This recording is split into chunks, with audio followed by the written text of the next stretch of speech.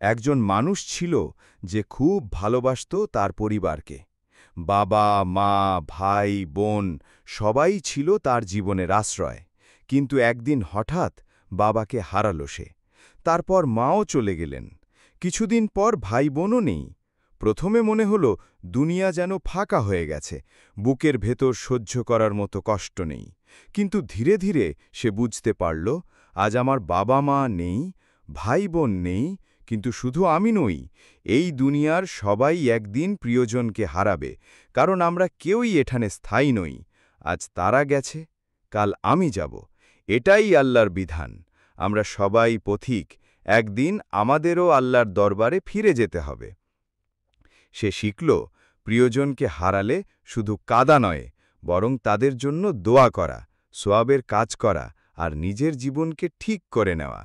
মৃত্যু কোনো শেষ নয়, বরং আল্লাহর কাছে ফেরার শুরু। সত্যি বলবে, আমার বাবাও কিছুদিন পূর্বে চিরবিদায় নিলেন। তাই আমার মন থেকে গল্পটা বলা। সাবস্ক্রাইব করবেন দয়া করে।